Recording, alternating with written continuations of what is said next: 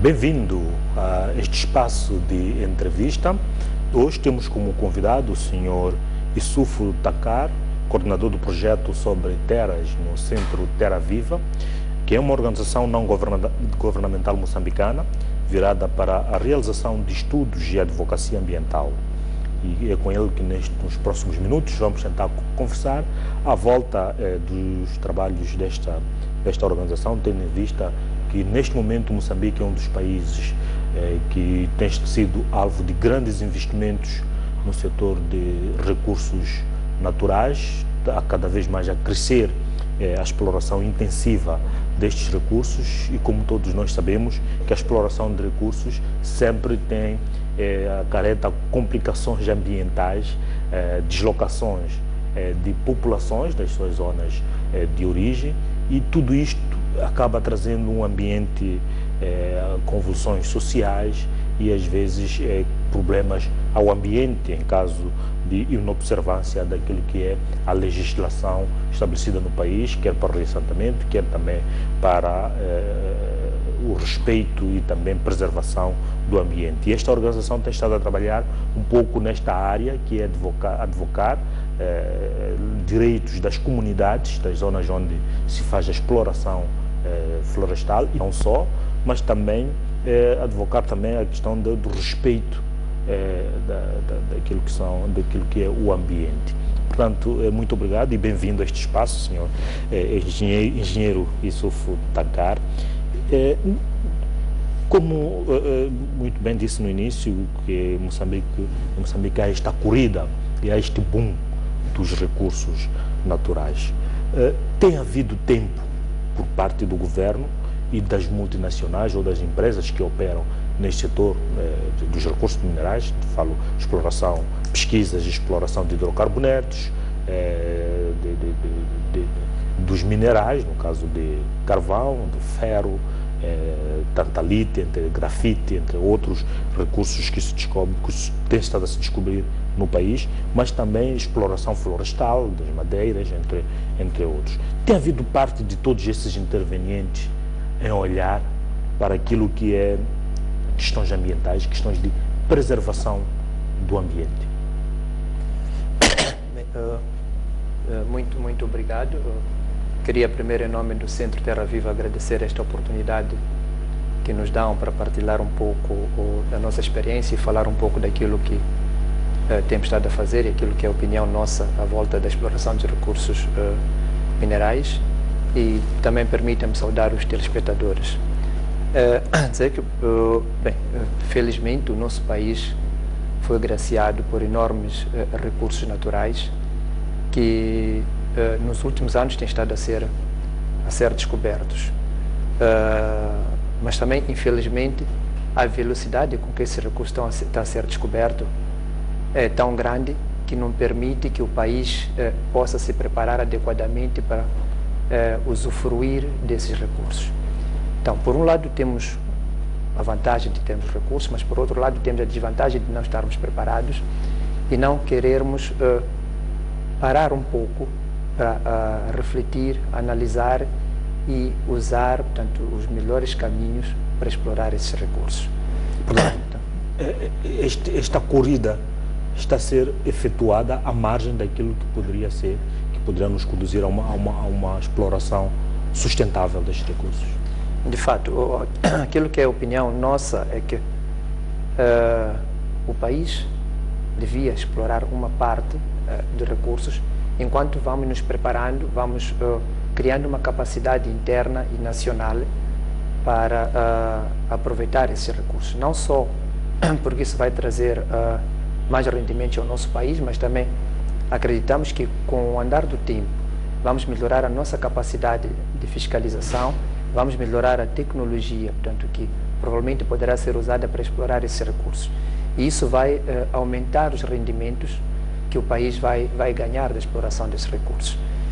Atualmente, o que tem estado a acontecer é que grande parte da informação que nós temos relativa à exploração desses recursos é nos fornecido pelas empresas que estão a explorar os recursos. Houve recentemente em Cabo Delgado um derrame de lama. Por aquilo que nós sabemos, toda a informação só foi divulgada pela empresa. Se a empresa não quisesse, não teria divulgado, provavelmente até deve ter divulgado apenas aquilo que não coloca em causa a imagem da própria empresa. Na área florestal, por exemplo, há relatórios... Se calhar olhando um pouco para de fato para este caso em especial do derrame desta lama oleosa, o governo saiu até a dizer que ia realizar um estudo depois. Tem conhecimento de que esse estudo foi realizado, quais foram as conclusões a que o próprio governo chegou para poder, portanto, fazer uma auditoria e confirmar as informações passadas pela empresa? Bem, nós não tivemos essa informação pública de que seria realizado um estudo, mas não tivemos acesso a nenhum estudo, nem temos informação de que o estudo foi feito. Nós como Centro Terra Viva, fizemos algum trabalho de campo, mas temos muitas limitações. Aquilo ocorreu desculpe, a cerca de 50 km da costa. Então, até a altura que nós estivemos no terreno, pelo menos a nível da costa, não havia indícios de ter ocorrido esse derrame.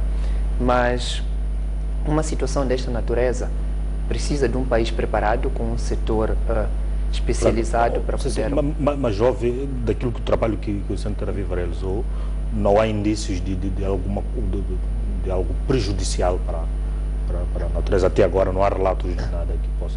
Bem, eu devo dizer que nós baseamos apenas em conversas informais com pescadores e pessoas que vivem à base do pescado que sai em zonas muito próximas da costa, não em zonas próximas de onde o derrame ocorreu. Por isso não podemos afirmar que não houve. De certeza, um derrame dessa natureza teve algum impacto. Era bom que o país estivesse preparado, tivesse uma capacidade para poder monitorar esse impacto, até que nível foi e que implicações poderá ter na vida das pessoas e de outros, tanto seres que vivem, que habitam, tanto naquela zona. Esta é uma fragilidade que existe. Se não estamos preparados para monitorar uma situação pequena desta natureza, não imagino o que poderá acontecer se vier a acontecer um derrame de uma dimensão talvez incalculável, que se calhar até pode atingir outras províncias à volta daquela província de Cabo Delgado. Okay. E falava, por exemplo, da questão da exploração florestal? Sim, dizia que recentemente foram feitos estudos pela Universidade do Armondlane, por uma agência de investigação ambiental e o próprio Centro Terra Viva, e todos esses estudos concluíram que há mais madeira que sai para fora do país ilegalmente do que aquela que sai legalmente. E isto é preocupante. Os relatórios são públicos, mas infelizmente ninguém ainda, refiro a instituições com competências para o efeito, né, agiu no sentido de investigar, pegar a informação que foi publicada pelos estudos, investigar e chamar as pessoas envolvidas no sentido de apurar a veracidade e, se for o caso, penalizar e até criminalizar as pessoas que estão envolvidas nesse tipo de situações. E isto aparentemente está a ser feito, se calhar até de forma propositada, porque há pessoas que tiram benefícios deste negócio.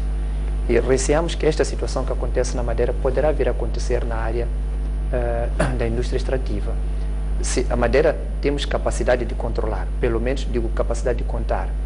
Nós podemos ver quantos metros cúbicos saíram, se as licenças são verdadeiras ou não, quanto dinheiro entrou nos cofres do Estado. O que irá acontecer no caso do gás, por exemplo, que não temos ainda essa capacidade. Talvez o governo pode discordar com esta opinião, mas enquanto não ficar claro, não houver evidências de que o país está preparado, nós acreditamos que vamos estar dependentes ainda da informação que será dada pelas empresas. O que devia ser feito no sentido de alterar este estado das coisas? Bem, nós achamos que devemos agir de forma gradual. Na área de florestas, por exemplo, há mais de 10 anos que a sociedade civil tem estado a defender uma moratória na exploração da madeira através de licenças simples. Recentemente foi aprovado, portanto, foi alterada a legislação, passando a exigir que as licenças simples, portanto, as pessoas para obter licenças simples tinham que ter uma área específica, tinham que fazer um plano de maneio e uma série de outros requisitos. Mas ainda não investimos na capacidade de fiscalização. Este é um problema. Então, achamos que devia, no caso da madeira, se calhar é a altura de pararmos, proibir a exportação da madeira, para uma reflexão interna, uma reorganização do setor florestal, para que, ao reiniciarmos a exploração, possamos fazer com benefício e com o mínimo, se calhar até o ideal é eliminar a exploração ilegal. Na área da indústria extrativa, nós achamos que devíamos selecionar, temos muito carvão em Tete, é verdade, mas autorizávamos uma ou duas empresas a explorar, enquanto vamos fazendo pesquisas, vamos aprendendo das experiências dos outros países, vamos criando instituições preparadas para poder monitorar, para poder fiscalizar e acompanhar todo o processo de exploração do carvão. O mesmo deveria acontecer em relação ao gás, a grafite e outros recursos que temos estado a descobrir. E só depois disso é que podíamos expandir de forma gradual, mediante a capacidade que o país vai criando. Este que é o nosso ponto de vista. Mas, paralelamente a isto, é preciso criar instituições independentes e autônomas. O que nós temos estado a ver é que existem, portanto, empresas do governo, algumas, portanto, no caso da Empresa Nacional de Hidrocarbonetos, é uma empresa pública que é tutelada pelo governo. Portanto, o governo age, por um lado, como julgador, mas, por outro lado, quer agir como árbitro. Então, isto acaba criando um certo conflito.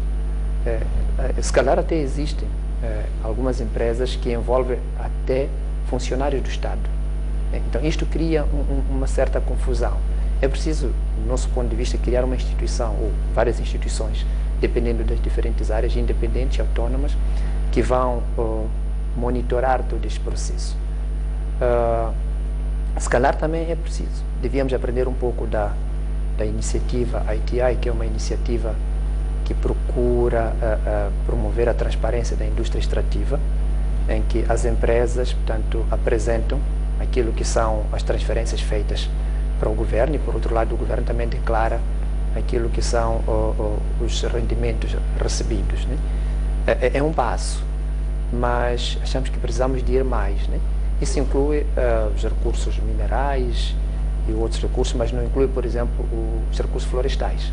Então, precisamos de pensar também numa forma de escalar nacional, em que não só as empresas vão declarar, o governo também vai fazer a sua declaração, envolvendo todos os principais recursos que existem aqui no nosso país, mas também tem que haver um mecanismo de acompanhamento de como é que esses recursos estão a ser utilizados. Recentemente, acompanhamos que fala-se de 500 a cerca de 800 e tal milhões de dólares que foram usados em negócios relacionados com a empresa Ematum, por exemplo, né? São recursos, por aquilo que percebemos, que resultaram das mais-valias da exploração dos hidrocarbonetos.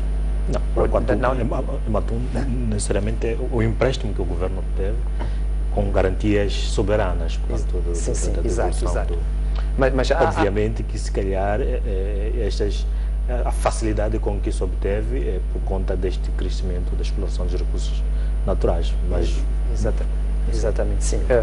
Mas queria referir-me às mais-valias que estão a ser coletadas pelo governo moçambicano relacionado à venda, né, dos blocos pelas diferentes empresas, é que esses recursos não fazem parte, pelo menos, dos orçamentos que estavam a ser aprovados. Claro que depois pode haver um mecanismo de sua incorporação, mas a sua utilização nem sempre é feita de forma transparente. Então, é isto que nós achamos que é preciso também ser acautelado. Não basta só olharmos para a exploração, mas também para a utilização desses recursos. Acho que de uma forma inicial... Qual tem sido a reação do governo quando colocam estas questões? Bem, eu iria colocar os aspectos a dois níveis. Nós temos, a nível geral, a nível se calhar ministerial, direções nacionais, há sempre uma abertura para discutir esses aspectos. Mas quando descemos ao nível do detalhe, a nível técnico, sentimos muita resistência. E muitas vezes, alguns funcionários do Estado dizem-nos em off, olha, vocês têm razão, o que vocês estão a defender é verdade, mas publicamente já não podem fazê-lo, porque não existe esta liberdade dentro do nosso Estado, do nosso governo, para as pessoas, não digo se calhar criticarem, né, publicamente, mas pelo menos assumirem, aceitarem, né, as críticas e as ideias que vêm da sociedade civil e das outras partes da sociedade e aplicarem-nos no seu dia a dia como forma de melhorar o aproveitamento desses recursos. Então, este é um grande problema. Mas o outro aspecto acontece sobretudo a nível dos distritos. Temos um exemplo concreto em Palma, em que o Centro Terra Viva inicialmente apresentou a sua intenção de trabalhar em Palma, portanto, apoiando as comunidades e apoiando, na medida do possível, o próprio governo em todo o processo relacionado com a preparação até a exploração do gás que foi recentemente descoberto. E nessa altura o governo concordou e até ficou satisfeito por ter uma organização como o CTV que pudesse preparar as comunidades. Mas quando começamos a trabalhar com as comunidades de Palma, e o governo foi à comunidade, teve uma série de questionamentos que do nosso ponto de vista é legítimo, e isso mostra que estamos a ter pessoas preparadas para poderem participar, para poderem fiscalizar, para poderem maximizar os benefícios, né, para o país que resultarão deste tipo de empreendimentos. Então o governo teve uma reação negativa, começou a questionar afinal o que o CTV está a fazer na comunidade. Porque nós procuramos responder e em seguida começaram a surgir uma série de limitações. Portanto, o governo começou a proibir o CTV de ir ao campo, trabalhar como vinha fazendo, começou a colocar uma série de impedimentos e algumas vezes até foram chamados técnicos do CTV para prestar declarações na polícia. Mas dentro de um trabalho que é, do nosso ponto de vista, permitido por lei. Então, há este sentimento por parte do governo, em vez de aproveitar esta oportunidade, porque as organizações da sociedade civil fazem, portanto, procuram apoiar o governo dentro das limitações que tem, e nós sentimos que não existe capacidade no governo de preparar as comunidades para elas interagirem com o governo, mas também, principalmente, com a empresa, né? Quer em termos de negociação, quer em termos de identificar as opções que vão contribuir para melhorar as condições de vida dessas populações. Portanto, a nível local, a nível de base, sente-se alguma resistência e até alguma intimidação ao trabalho que está a ser realizado? Sim, de fato, muita intimidação, não só para o CTV, ou chamar os técnicos para prestarem depoimentos, mas também algumas reuniões, por exemplo, são realizadas com a presença de polícias armados. Num país que está em paz, não faz sentido uma situação dessas. Já houveram situações em que, depois da intervenção de um membro da comunidade, depois era chamado à parte por um agente da polícia. Então, todas as outras pessoas que acompanham esta situação ficam preocupadas e ficam com receio de poder colocar as suas ideias. Qual é o efeito disto? Isto, principalmente, faz com que as pessoas não coloquem as suas ideias, né? Ficam amarados, portanto, conformam-se com aquilo que está sendo apresentado pela empresa.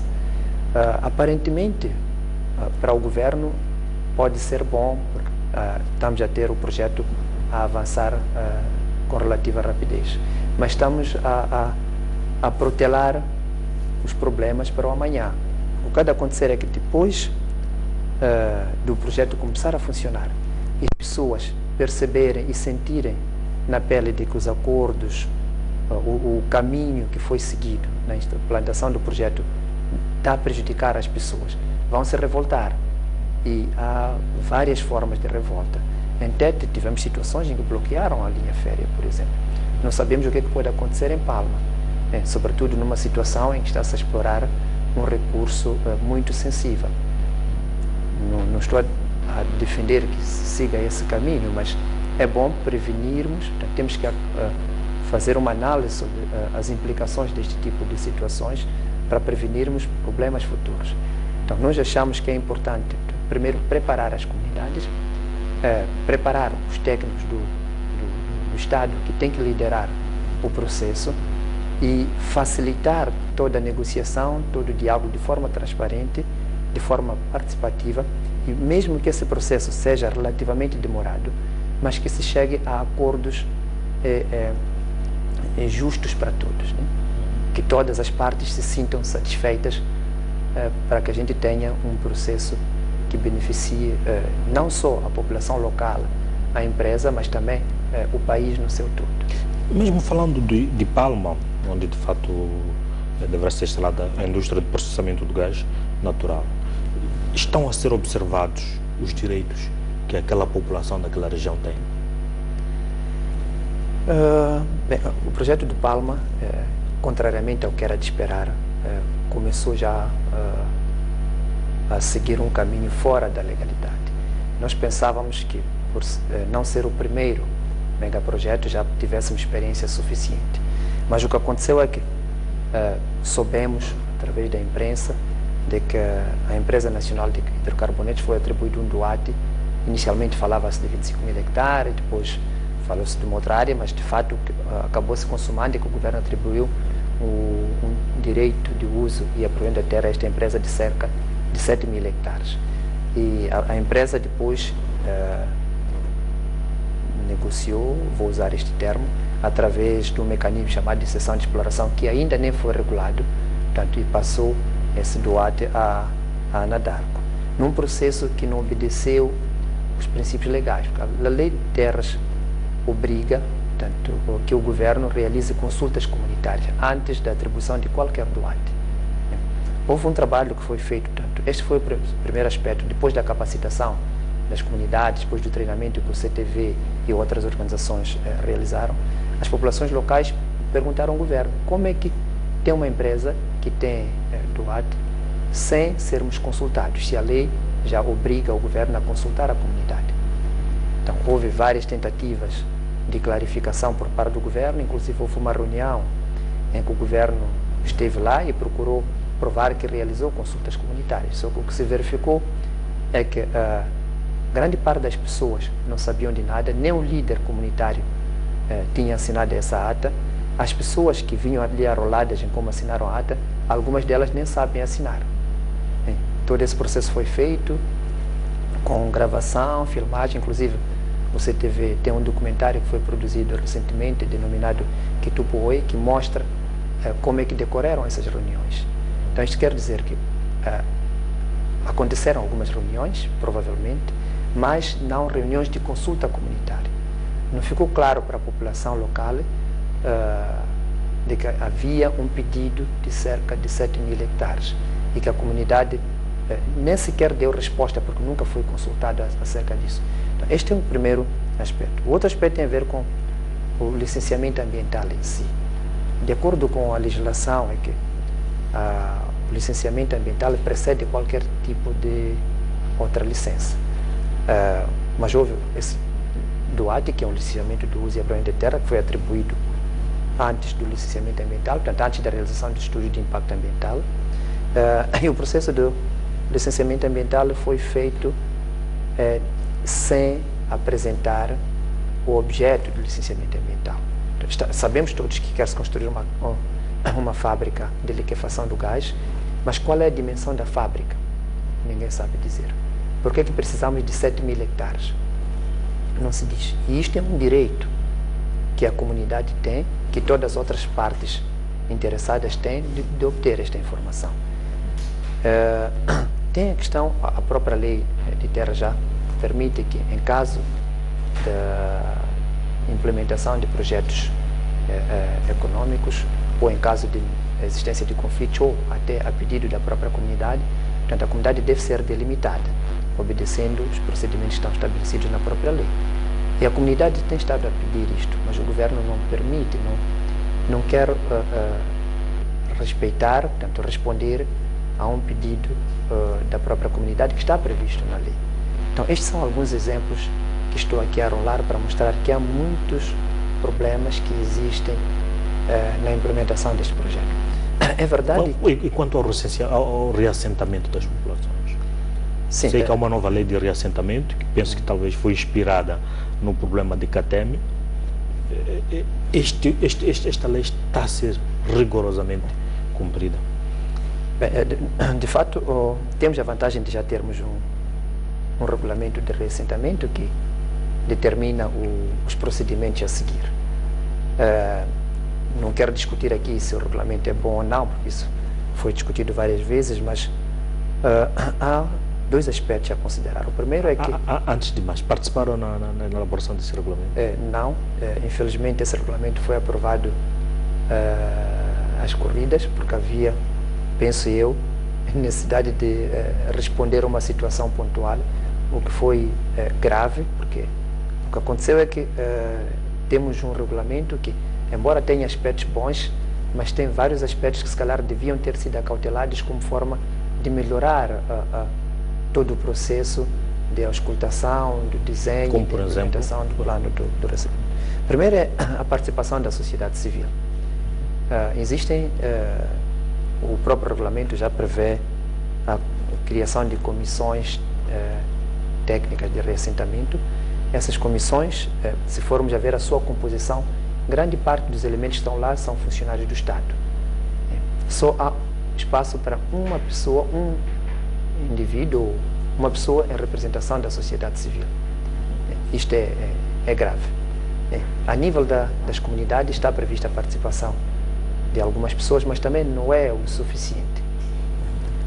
Agora, em relação ao caso concreto de Palma, nós estamos a acompanhar, estamos a monitorar este processo todo. Eu dizia que há dois aspectos. Há um aspecto positivo, é que a empresa tem procurado convocar as pessoas, sobretudo das comunidades, com relativa antecedência. Portanto, há material que retrata o que é que vai ser discutido, mas já um aspecto de orientação das próprias reuniões. Há também a questão do material que está a ser distribuído, porque grande parte do material, quase todo, vem escrito em língua portuguesa, mas as pessoas que devem se beneficiar, que devem utilizar este material, alguns ou a maioria não sabe ler nem escrever o português. Esse material é distribuído na data da consulta. Então, as pessoas não têm tempo de ler, perceber, para poder colocar todas as questões que eles queiram colocar. Só para dar um exemplo, na última consulta que nós acompanhamos na comunidade de Quitupo, depois da reunião terminar e o governo ter se retirado, houve um grupo de jovens que vieram ter comigo e mostraram, portanto, uma página daquele documento e disseram: olha, estamos a pedir para nos explicar o que é que isto significa.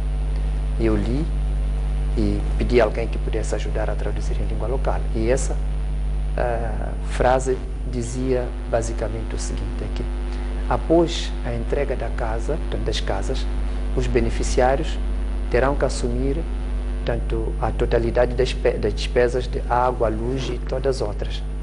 Então, depois dessa tradução, eles questionaram essa parte.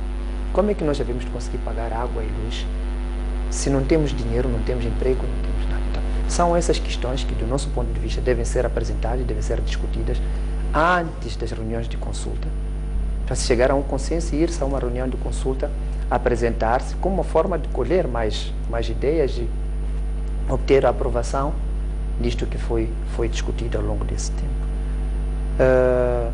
Este é um aspecto, mas o que, do nosso ponto de vista, é grave é que as consultas têm estado a ser orientadas pelo administrador ou pelo secretário permanente na ausência do administrador. Algumas consultas temos orientados de forma relativamente isenta, mas outras consultas, a forma como eles orientam, primeiro, não permite a participação de todos. Há um ato de intimidação, sobretudo contra organizações da sociedade civil, e grande parte do tempo, portanto, cerca de 2/3 do tempo, ou talvez um pouco mais, para as apresentações dos participantes e também da própria empresa. Então as comunidades colocam as suas perguntas, há um espaço de respostas que é dado pelas empresas. Se as pessoas ficaram satisfeitas ou não, já não se cria espaço suficiente para se discutir isto. As pessoas colocaram as perguntas, receberam respostas, estão ou não satisfeitas, pronto, adeus. E nas reuniões seguintes não se permite que as pessoas voltem a colocar aquelas perguntas que não ficaram claras nas reuniões anteriores. Para além dessa intimidação que eu coloquei, da presença de agentes da polícia, dos discursos em si intimidatórios, então esses são aspectos graves que estão à volta do processo de reassentamento. Mas em relação aos projetos em si de reassentamento, das casas e de outras condições sociais que a empresa está a propor para aquelas populações, o que é que se pode dizer? Bem, primeiro é preciso olhar para aquilo que a legislação estabelece. Portanto, há aspectos, há princípios que, do nosso ponto de vista, são muito inovadores e são bons, que se vierem a ser respeitados, vai contribuir para melhorar as condições da população local. Mas a implementação desses princípios, desses dispositivos legais, é bastante, parece-nos, que não há de ser feito de forma satisfatória. Tem a questão da casa, que eu acredito que até, se calhar, podem ter casas melhores. Nós vamos ter casas de alvenaria, com 3 quartos, portanto, maiores do que aquelas que eles tinham. Mas eu devo recordar que a vida de uma pessoa, sobretudo na comunidade, não depende só da casa. É muito importante que tenha acesso, portanto, a uma chamba, portanto, uma área de produção, tenham acesso à área de pesca, sobretudo a população lá que vive basicamente da agricultura e pesca, tenham acesso a outras fontes de rendimento para poder manter as suas condições de vida normais. Portanto, precisam de ter acesso à escola, precisam de comprar sal, açúcar e outros meios de subsistência que não podem ter acesso se não tiver uma fonte de rendimento. E neste momento o que a empresa está a fazer é usar o modelo de casa para convencer a população a aceitar e a concluir de que o reassentamento é bom, é positivo. Então, não estamos a dizer que não podemos limitar-nos apenas às casas. Temos que olhar para todos os outros aspectos socioculturais. Se as pessoas viviam da agricultura, então tem que se criar condições da agricultura em que possam ter rendimentos iguais ou melhores do que aqueles que tinham.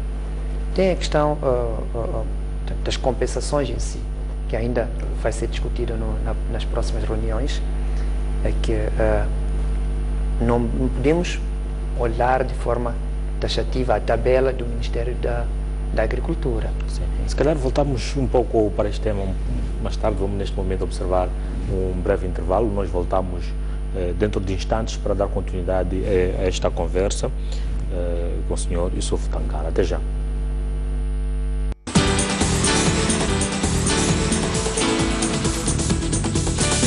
Voltamos então para a segunda parte e última desta entrevista. Estamos a falar um pouco sobre os projetos desenvolvidos pelo Centro Terra Viva, projetos de estudos e advocacia ambiental no país. Estávamos a falar da questão das compensações, que este tem sido um grande bico de obra, já até hoje, passado vários anos, temos o pessoal da CATEMI que ainda está a reclamar, portanto, há um braço de ferro permanente entre a população de Moatize e a Vale. Mas o que é que está a ser feito no sentido de não se repetir esse tipo de situações em Palma?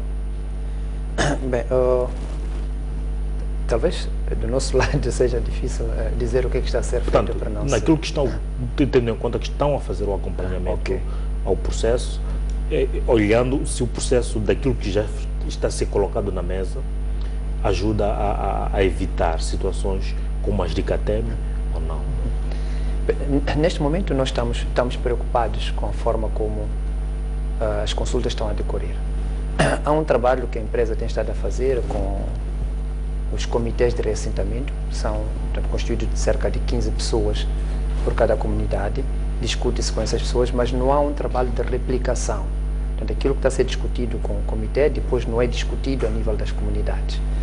E isto é um grave problema e nós já colocamos essa preocupação junto da empresa e gostaríamos, como sociedade civil, de ver as comunidades a serem devidamente assessoradas. Portanto, que houvesse pessoas especialistas, portanto, economistas, sociólogos, agrônomos, se calhar antropólogos, para poderem ajudar a comunidade a perceber os recursos que tem e a discutir de forma... Mas quem deve disponibilizar essas pessoas? Não, o CTV está disposto a disponibilizar essas pessoas, já discutimos estamos a discutir com a empresa, então, agora depende da abertura por parte da empresa e da parte do governo. Nós achamos que é muito importante que as pessoas, portanto, as comunidades sejam informadas claramente de qual é o valor, portanto, do coqueiro que tem, qual é o valor daquela machamba, qual é o rendimento que eles têm daquela machamba e qual é o rendimento que hão de ter da machamba onde irão.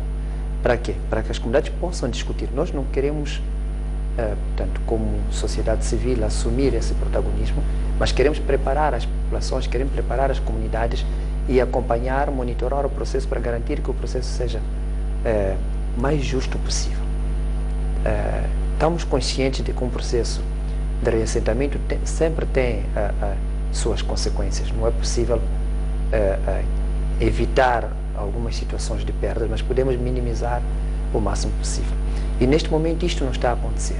Se for a conversar com as pessoas dessas comunidades, que até têm participado nas consultas, vão dizer claramente que, olha, nós não estamos satisfeitos, há problemas que já aconteceram no passado, que foram reportados e que até hoje não foram resolvidos.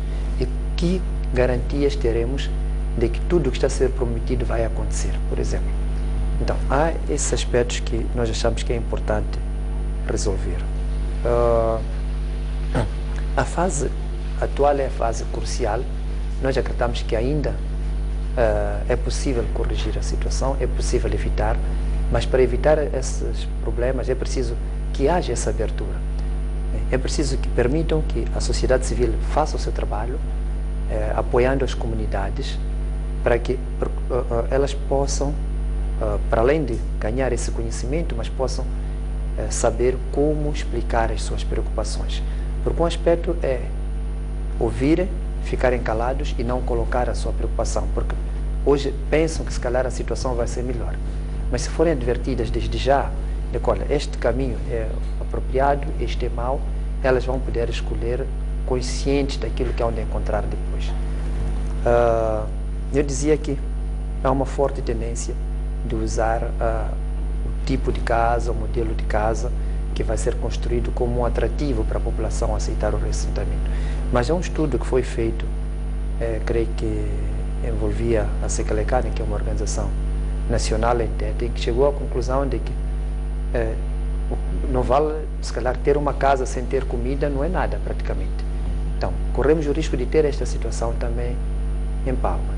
Então, nós advogamos que, portanto, as casas sejam acompanhadas não só, portanto, de machambas para poderem produzir, do acesso à pesca, mas também de outras atividades de geração de rendimento. E isto só é possível, do nosso ponto de vista, se o governo permitir que haja uma negociação direta, franca e aberta entre a comunidade e a empresa. Portanto, o governo tem que assumir o seu papel de facilitador, terá a sociedade civil que também pode ajudar a analisar diferentes opções para que as comunidades saiam, portanto, beneficiadas deste processo, cumprindo assim aquilo que está previsto na lei, porque não só em termos econômicos a lei prevê que eles tenham melhores rendimentos do que aqueles que têm agora, mas também em diferentes aspectos, portanto, tanto ambientais, sociais e muitos outros. Mas olhando um pouco, já que estamos a falar de Palma, o Centro Terra Viva teve alguma participação, está a apoiar ou não a resolução do conflito instalado entre as populações retiradas de Moatize? Eu sei que parece-me que esta é uma situação recorrente e a população continua a reclamar. E o problema, houve o problema das casas, mas parece que já foi ultrapassado, e agora temos o problema das compensações, que acham que as compensações não correspondem aquilo que é o real. O Centro Terra Viva tem estado a apoiar, ou agora está mais concentrado em evitar que situações de CATEM não voltem a acontecer em Palma? Bem, o Centro Terra Viva não teve uma intervenção direta no caso de Tete, mas nós somos membros de uma plataforma, portanto, a plataforma dos recursos naturais e indústria extrativa, portanto, que neste momento o CTV é que está a coordenar essa plataforma, mas temos lá várias organizações que têm estado a trabalhar em Tete. Então, através da plataforma, temos partilhado ideias, experiências, e acreditamos nós que todas as organizações que fazem parte da plataforma, de uma ou de outra forma, têm estado a contribuir para a solução do problema de CATEM. O mesmo acontece em relação a Palma, porque apesar de estarmos lá no terreno, é importante a experiência das outras organizações, porque cada um tem sua área de trabalho, tem a sua experiência, e isso tem estado a ajudar no nosso trabalho a nível de Cabo Delgado. Então, o que estamos a fazer basicamente é evitar, portanto, que situações como de CATEM voltem a acontecer tanto em Palma assim como em todos os outros sítios. Por isso que iniciamos um levantamento, nós chamamos de um estudo, para identificar as zonas com grandes probabilidades de ocorrência de conflitos. Portanto, o que estamos a fazer é identificar as zonas onde foram descobertos recursos minerais, zonas onde existem projetos de investimentos de grandes dimensões e que nessas áreas existem direitos das comunidades.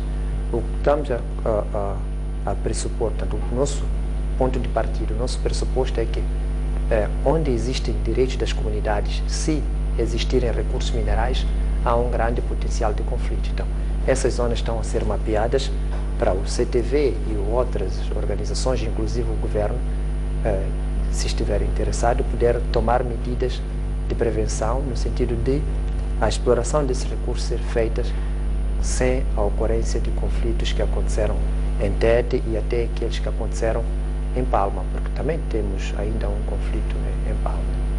Quais são as outras zonas que o CTV está a atuar, além de Palma? Tem outras regiões? Sim,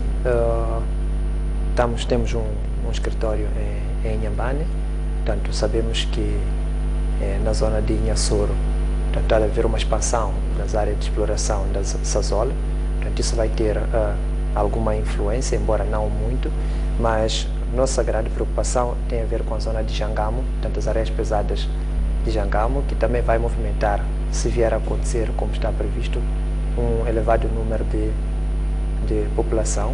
Portanto, em Cabo Delgado também temos zonas onde foi descoberto até Montepuez, onde já está-se a explorar recursos, portanto, pedras preciosas. Rubi, sim. Temos em Balama, onde foi descoberto, acho que é o grafite e também ouro. Então, são zonas com potencial de eclosão de conflitos, e algumas já têm até conflitos. Mas temos também o corredor de Nacala, com o Pro-Savana, e a volta também do corredor de Nacala, embora ainda não seja um dado consumado, há acordos já estabelecidos, ou há, digamos, compromissos de se instalar grandes regadios, portanto, entre parcerias, portanto, do governo de Moçambique e creio que é o... Do Brasil e do Japão? Não, é com o Emirato Árabe, acho que é Abu Dhabi, qualquer coisa assim. Sim, e isso vai implicar mudanças na estrutura social e cultural daquela região, né? Então, estamos a preparar-nos agora para concentrarmos também na zona de Nampula, mas neste momento o nosso grande enfoque tem estado a ser, portanto, Cabo Delgado, Inhambane. Temos também uma delegação em Manica que, de uma ou de outra forma, tem estado também a fazer algum trabalho em Tete. Então, essas são as nossas principais áreas de atuação, mas o estudo que estamos a realizar vai nos orientar melhor nos próximos anos. Sim. Olhando um pouco também para a questão da exploração da madeira, penso que se calhar tenho mais sensibilidade em relação a este aspecto, porque tenho estado a residir numa região onde se verifica maior exploração destes recursos, num percurso de mais ou menos 70 km, por exemplo, na Beira, entre a Beira e Mafambice. só há ao longo da Estrada Nacional número 6 estaleiros de madeira, portanto vê-se caminhões e caminhões de madeira na Estrada Nacional número 6. Já falou que há uma preocupação porque há uma exploração e esta madeira, muita exploração, há muito contrabando da madeira. Mas gostava de olhar na perspectiva do ganho que isto representa. Será que as comunidades estão a ter benefícios com a exploração da madeira?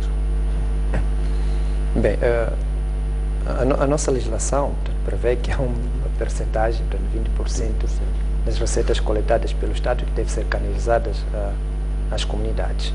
Mas isso é uma gota no oceano daquilo que devia ser o benefício global para as comunidades e também para o país no seu todo.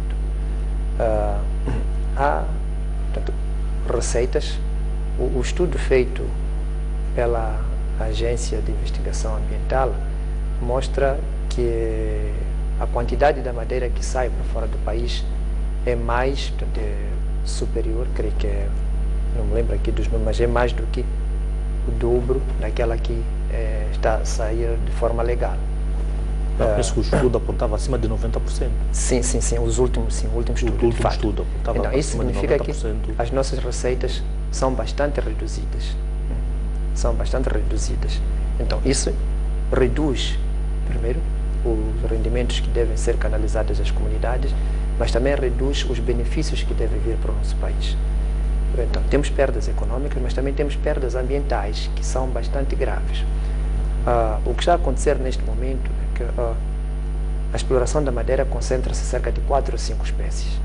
E essa quantidade da madeira, se formos a considerar a madeira explorada legalmente e a madeira explorada ilegalmente, chegamos à conclusão de que a quantidade da madeira que está a ser explorada está acima do corte anual admissível, que é o limite, em princípio, que permite a recuperação da floresta, portanto é o corte sustentável, o limite do corte sustentável.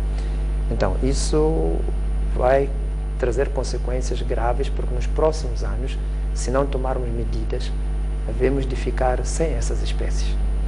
Então, Moçambique vai deixar de exportar madeira, porque aquela madeira que tem um valor econômico para exportação já não há de existir.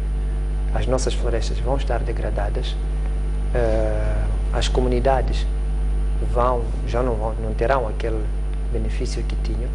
Então, é o país no seu todo que estará a perder. Portanto, estamos a permitir essa exploração ilegal hoje,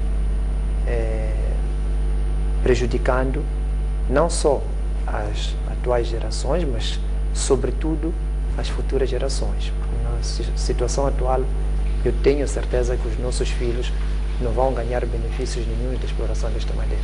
Então, ou devemos fazer alguma coisa hoje, ou estamos condenados a prejudicar o futuro dos nossos filhos. Tem havido algum monitoramento destes 20% que vão para as comunidades? No sentido de ver se de fato este dinheiro está a ser aplicado para as comunidades, se as comunidades estão a ter algum benefício direto disto, se alguma coisa mudou nas comunidades com a alocação destes 20%. Eu diria que não. Por quê? Porque primeiro, a comunidade não tem informação clara de que na sua área, portanto, no seu território, há tantas pessoas licenciadas para explorar tanto recurso, tantos metros deste tipo de madeira e tantos metros daquele tipo de madeira, para eles poderem fiscalizar e no final exigirem a compensação, portanto os 20% da exploração destes recursos. Então este tem estado a ser uma informação que é mantida secreta. O que acontece é que no final do período a comunidade recebe um certo valor e é dito que é correspondente aos 20%. Mas de que 20% de quê? Não são informados. Esta é a situação atual que tem estado a acontecer. Mas, por outro lado, não há tanto uma fiscalização da parte do governo para certificar-se de que aqueles recursos estão a ser canalizados, estão a ser usados para o bem da comunidade. Muitas vezes esse valor beneficia certas pessoas da comunidade, contrariando aquilo que é o propósito da canalização desse recurso. Então, este também é uma área que nós achamos que era preciso ser bastante melhorada. Mas tem um outro aspecto que é muito, digamos, controverso, dependendo de diferentes pontos de vista, é que para a comunidade poder beneficiar desse recurso tem que ter um comitê registrado, deve ter uma conta bancária, que até é compreensível, porque são aspectos de segurança, é uma forma de garantir que o dinheiro transferido chegue de fato à comunidade. Mas o que acontece na prática é que grande parte das comunidades de onde é extraído esse recurso, a maior parte das pessoas nem tem BIs, então não tem documentos de identificação, os bancos ficam a distâncias bastante grandes, que tem que se levar dias a chegar-se a esse sítio, então acaba tornando difícil para esta comunidade ter acesso a este recurso. E isto pode criar espaços para que algumas pessoas aproveitem-se dessas dificuldades para poderem tirar esses benefícios. Então, essa questão dos 20%, a questão dos benefícios para as comunidades, é uma questão preocupante que deve ser muito, muito trabalhada. E a questão do reflorestamento, será que está a ser levado a sério a questão da reposição das espécies cultivadas? Nos últimos anos, começaram a surgir muitas empresas de plantações florestais, mas as espécies que estão a ser plantadas, portanto, são mais espécies de crescimento rápido para serem usadas, sobretudo na indústria do papel. Não se pode dizer que seja um reflorestamento. Há algumas experiências boas, sobretudo de empresas que exploram madeira em regime de concessão florestal, portanto, tem um período longo, cerca de 50 anos, para poder explorar o recurso e tem a obrigação de repor. Não sei até que ponto a capacidade, portanto, a Direção Nacional de Terras, os serviços provinciais conseguem fiscalizar, mas em grande parte das áreas do nosso país, sobretudo onde a madeira está a ser explorada em regime de licença simples, a reposição é bastante fraca. Eu até diria que não existe, porque no sítio onde eles repõem, não há um trabalho de acompanhamento para garantir o crescimento daquelas plantas. Então há esta situação, infelizmente, que está a acontecer. A preservação do ecossistema e a biodiversidade é uma das áreas de intervenção do Centro Terra Viva. Nos últimos anos, Moçambique é apontado como o país que mais permite a caça furtiva, que coloca em risco a extinção de elefantes, rinocerontes, em Moçambique e na África do Sul. O CTV tem intervido nesta área?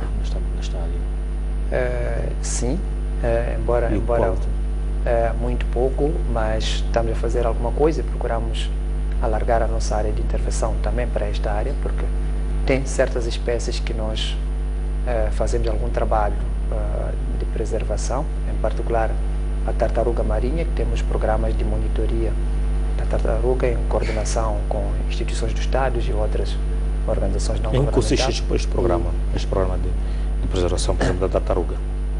Bem, nós temos, o nosso foco é a zona da Ponta do Ouro, portanto há períodos próprios de desova em que contratamos pessoal local que tem estado a monitorar, portanto, vão acompanhando, tiram registros e esses registros servem para alimentar a base de dados que nós temos para sabermos quais são as principais espécies que ocorrem, em que locais ocorrem.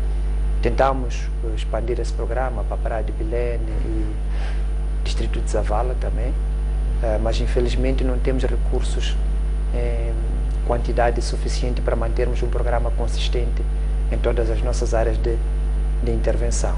Então, portanto, há esse trabalho de monitoria, mas também é um trabalho de sensibilização das comunidades e da sociedade no geral, e estamos a tentar, no caso de Ponta do Ouro, criar um programa que possa gerar benefícios para a população local através de um turismo baseado nas tartarugas. Mas no caso do rinoceronte e elefante, nós participamos na marcha que foi recentemente realizada e há um estudo que nós fizemos que ainda não foi publicado, que foi feito em parceria com o WWF, que, embora o enfoque é a exploração dos recursos florestais entre Moçambique e Tanzânia, também um olhar que o CTV faz em relação à exploração dos recursos faunísticos, em particular o elefante, que tem estado a ser o principal objeto de caça furtiva na reserva do Niassa. Então, há um trabalho, eu acredito que agora que ganhamos consciência, tanto a sociedade civil, o governo, as diferentes instituições do governo estão empenhados na preservação do elefante e do rinoceronte, principalmente. Acredito que nos próximos anos a situação vai melhorar. Mas é uma preocupação grande e nós achamos que é preciso que o governo aplique mais recursos nesta área do que aquilo que está sendo aplicado agora, sob pena de não só perdermos esses recursos que são um atrativo importante para a indústria do turismo, mas também corremos o risco de colocar o nosso país na lista negra, porque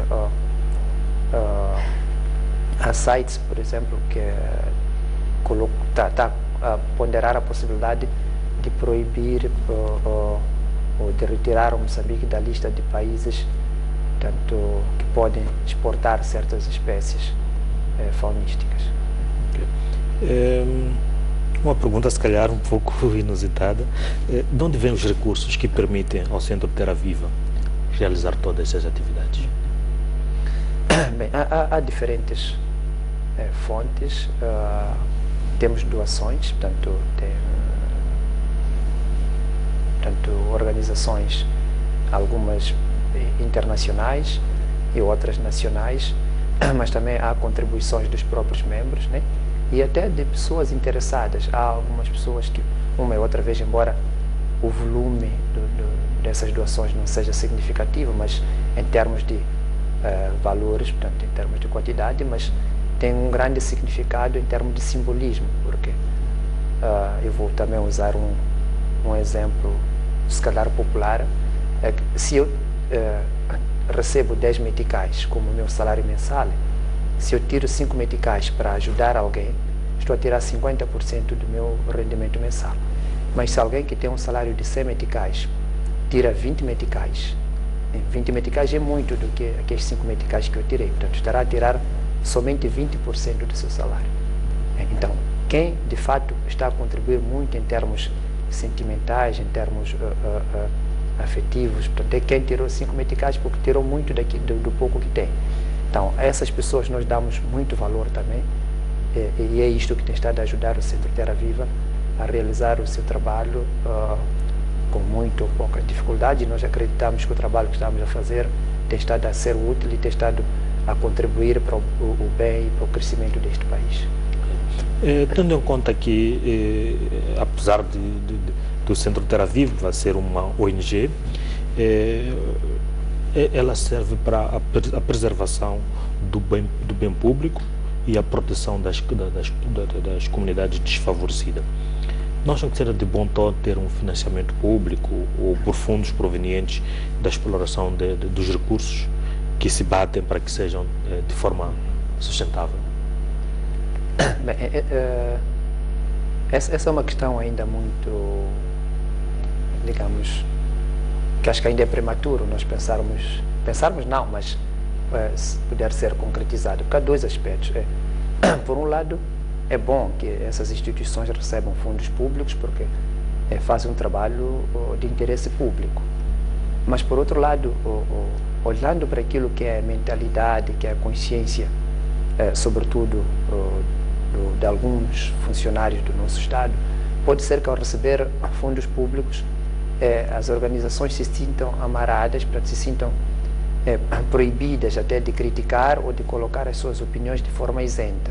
Então, há essa questão. Nós tivemos, por exemplo, existem algumas organizações que, por ouvirem dizer que a Anadarko tem financiamento e podem talvez correr para receber esse financiamento. Não posso dizer que não, mas depende da forma ou do destino que se pretende dar a esse financiamento. Se é para construir chamas, construir sistema de irrigação e outras condições para melhorar as condições de vida da população local, se calhar seja bem-vindo. Mas se for para fazer um trabalho de advocacia, em que às vezes é preciso dizer não, a empresa está a pecar aqui e ali, então já pode ser difícil fazer isto. Então há esta situação que acho que a realidade do nosso país precisa ainda de uma discussão clara, aberta, para se chegar a uma conclusão sobre como é que esse mecanismo pode funcionar, porque em muitos países já existe este mecanismo. Portanto, os governos colocam uma percentagem ou um determinado valor que se destina a organizações, portanto, não governamentais. Alguns países criam instituições próprias viradas para apoiar o desenvolvimento, usando diferentes mecanismos. Bem, penso que já estamos no fim do nosso programa. Não sei se tem mais alguma coisa, uma última mensagem. Bem, para terminar, primeiro, agradecer mais uma vez esta oportunidade e dizer que o Centro Terra Viva e todas as outras organizações, pelo menos aquelas que temos colaborado com elas, trabalham para o desenvolvimento deste país. Há muitas pessoas que dizem que o Centro Terra Viva é contra o desenvolvimento, é contra a exploração de gás de palma, por exemplo, mas isso não constitui a verdade.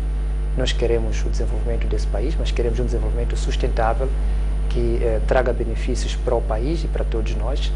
Queremos que o projeto, que o gás de palma seja explorado para o bem de todos nós e não uma situação em que beneficia um grupo e prejudica os outros, ou pior ainda, que não traga benefício nenhum para o país, ou seja, muito ínfimo esse benefício. Então, nossa participação é no sentido de contribuir em ideias, ajudar a encontrar as melhores soluções para a exploração desses recursos. E, por fim, queria dizer que há um ditado popular que diz que correr não é chegar. Às vezes é preferível caminhar devagar, mas seguro. Então, porque só caminhando seguro é que podemos chegar onde nós queremos chegar. Muito obrigado. Muito obrigado. Portanto, e assim nós trouxemos este momento de entrevista e de conversa à volta daquilo que as organizações da sociedade civil moçambicanas, no caso concreto o Centro Terra Viva, têm estado a fazer em prol das comunidades que residem nos locais onde foram descobertos recursos, de modo a preservar aquilo que são os seus direitos, mas também daquilo que é a preservação do ambiente no nosso país. Foi um prazer trabalhar para si, nós voltamos numa próxima oportunidade.